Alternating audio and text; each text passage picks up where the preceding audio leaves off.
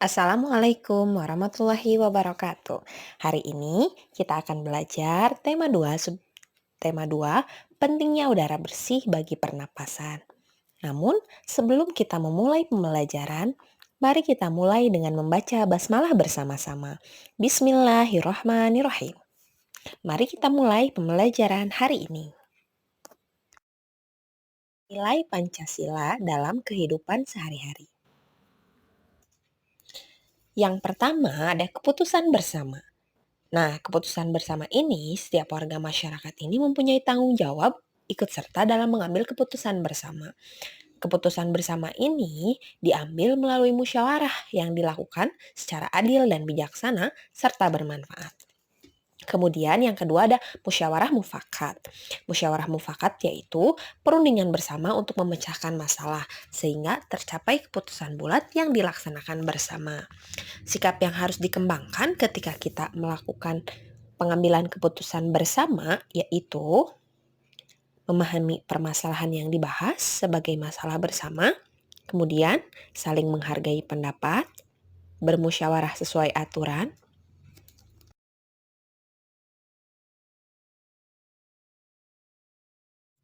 Yang selanjutnya, perbedaan antara hak, kewajiban, dan tanggung jawab.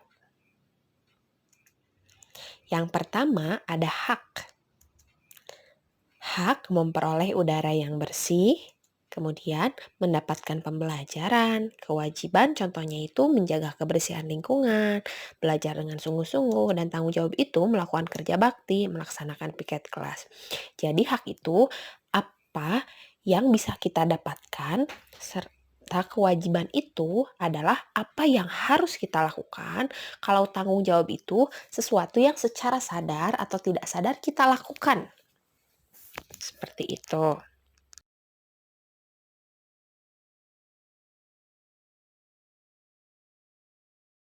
Yang selanjutnya, perbedaan antara hak, kewajiban, dan tanggung jawab. Nah, hak sebagai warga masyarakat, di sini ada mendapatkan perlindungan hukum, mendapatkan pekerjaan, menikmati lingkungan bersih, hidup tenang, bebas memilih dan memeluk agama, berpendapat dan berorganisasi, serta mengembangkan kebudayaan daerah.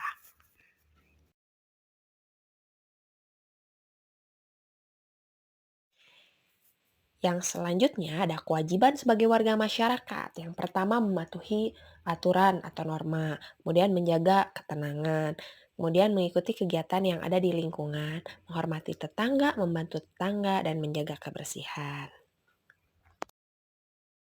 Yang selanjutnya, tanggung jawab sebagai warga masyarakat, yaitu menjaga keutuhan NKRI, mengembangkan kebanggaan sebagai bangsa Indonesia, dan menempatkan kepentingan bangsa di atas kepentingan pribadi dan golongan.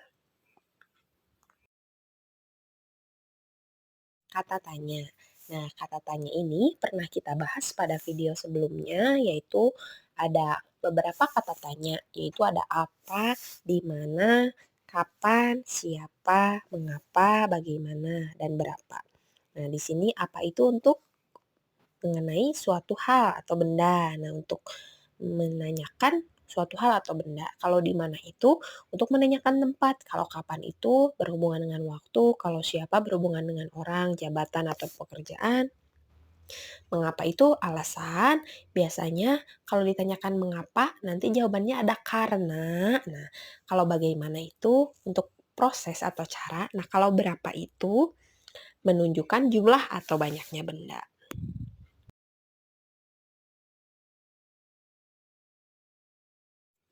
Selanjutnya, contoh pertanyaan. Nah, di sini Ibu memiliki teks yaitu tubuh akan mendapatkan kesegaran saat menghirup udara yang bersih dari polusi. Namun sebaliknya, dada akan terasa sesak bila kita menghirup udara yang kotor dan tercemar. Udara di lingkungan sekitar kita tidak selamanya bersih. Harus ada upaya untuk menciptakan udara yang bersih. Pencemaran udara adalah salah satu penyebab kotornya udara. Menciptakan udara yang bersih adalah tanggung jawab kita bersama. Nah, contoh pertanyaan yang pertama, apa yang terasa jika udara kotor? Jawabannya adalah dada sesak. Kemudian, mengapa dada terasa sesak?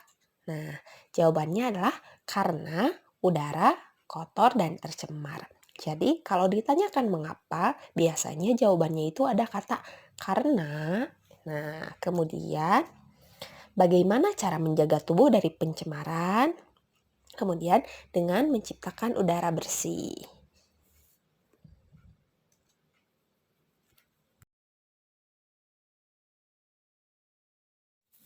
Gangguan pada sistem pernapasan. Di sini ada gangguan yang disebabkan oleh bibit penyakit, yang kedua ada pencemaran udara, dan yang ketiga fisik. Yang disebabkan oleh bibit penyakit itu contohnya itu flu, TB, flu burung, bronkitis, dan pneumonia. Kemudian, kalau yang disebabkan oleh pencemaran udara itu ada asma, emfisema, kanker paru-paru. Kemudian, yang disebabkan oleh fisik atau gangguan fisik yaitu kelainan organ pernapasan yang terjadi sejak lahir.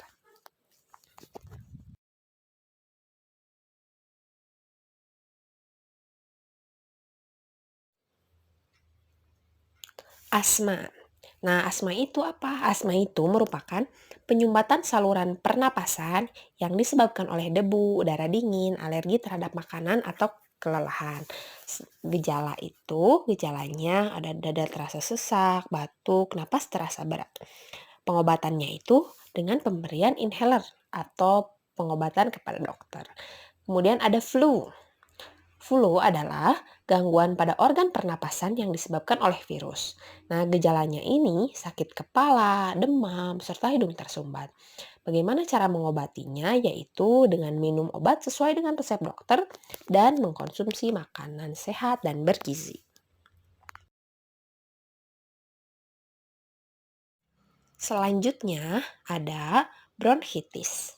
Nah, bronkitis itu disebabkan oleh infeksi atau peradangan saluran bronkus yang biasanya disebabkan oleh virus.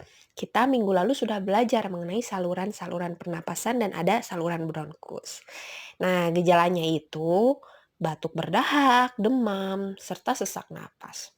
Untuk pengobatannya yaitu dengan minum obat sesuai dengan resep dokter, istirahat yang cukup, dan mengkonsumsi makanan sehat dan bergizi. Nah, untuk tonsilitis ini adalah peradangan yang terjadi pada amandel atau tonsil yang disebabkan oleh virus atau bakteri. Gejalanya itu membesarnya tonsil dan menimbulkan rasa sakit. Pengobatannya dengan minum obat sesuai dengan resep dokter serta mengkonsumsi makanan dan minuman yang bersih. Untuk pneumonia, yaitu peradangan pada bronkiolus dan alveolus karena infeksi bakteri, virus atau jamur. Gejalanya yaitu batuk dengan dahak berdarah, sesak napas, nyeri dada, serta demam tinggi. Untuk pengobatannya yaitu dengan meminum obat sesuai dengan resep dokter.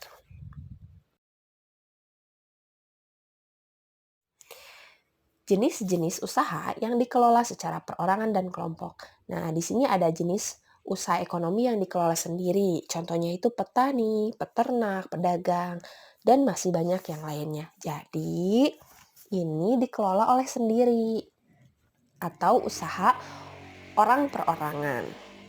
Nah, ada usaha ekonomi yang dikelola berkelompok ini, diantaranya yaitu firma, PT atau perseroan terbatas, persekutuan komanditer atau CV, dan koperasi. Nah, untuk yang dikelola secara kelompok itu, dikelola secara bersama itu modal, pengelolaan, ataupun keuntungannya dikelola secara bersama.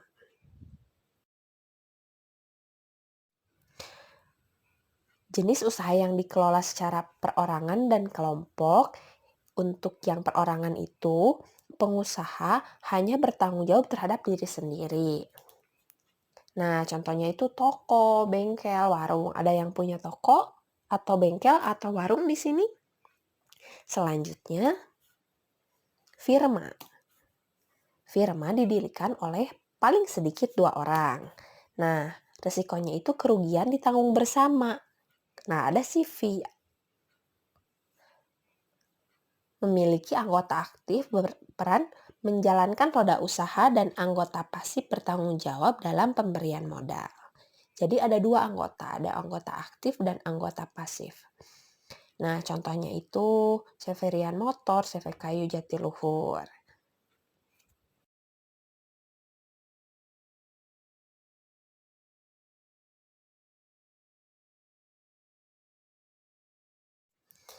Nah, kemudian ada PT atau perseroan terbatas. Kita sering pasti mendengar PT apa. Nah, ini adalah modalnya dihimpun dari beberapa orang dengan menjual saham. Pemilik saham memiliki kewenangan terhadap perusahaan dan berhak mendapatkan laba dari perusahaan. Contohnya itu PT Pembangunan Jaya. Selanjutnya ada Badan Usaha Milik Negara atau BUMN.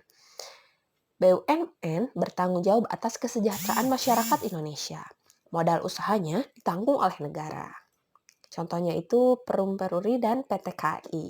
Jadi PT Kereta Api Indonesia itu dikelola oleh negara. Jadi modalnya itu oleh negara.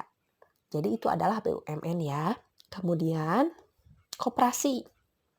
Nah, koperasi ini adalah usaha bersama berdasarkan asas kekeluargaan. Jadi, semua anggota wajib membayar simpanan pokok dan simpanan wajib. Contohnya itu koperasi unit desa yang ada di desa kita masing-masing.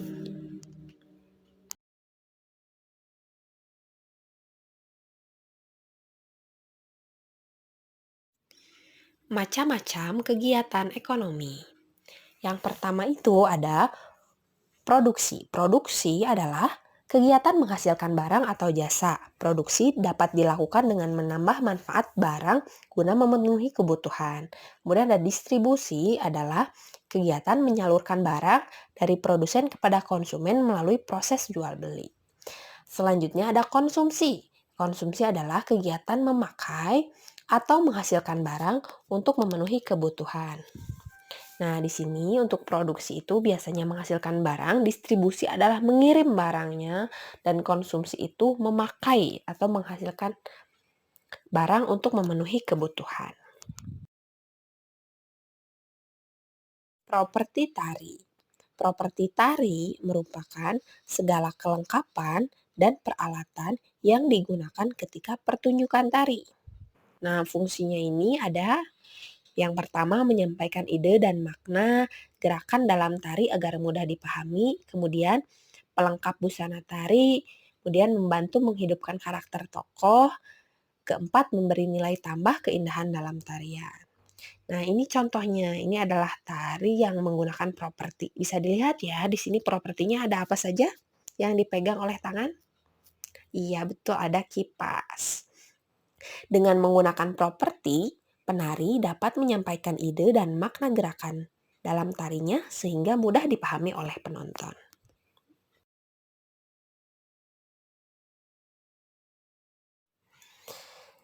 Nah, ini ada nama tari, asal daerah, dan properti. Kita baca satu-satu. Yang pertama ada tari reog. Asal daerahnya dari Ponorogo dan propertinya reog. Kemudian nama tari ada tari pendet, asalnya dari Bali, dan propertinya menggunakan bokor. Kemudian ada nama tarinya tari kipas Pakarena, asalnya dari Sulawesi Selatan dan properti tarinya itu kipas. Kemudian ada tari piring dari Sumatera Barat, propertinya adalah piring. Kemudian ada tari topeng, asal daerahnya dari Cirebon dan propertinya itu topeng. Kemudian ada tari legong dari Bali, propertinya yaitu kipas. Dan ada tari jaipong, asalnya dari Jawa Barat dengan properti tarinya selendang. Terima kasih banyak anak-anak semua. Jangan lupa untuk terus belajar. Mari kita tutup pembelajaran hari ini dengan membaca hamdalah bersama-sama. Alhamdulillahirabbil alamin. Terima kasih banyak. Wassalamualaikum warahmatullahi wabarakatuh.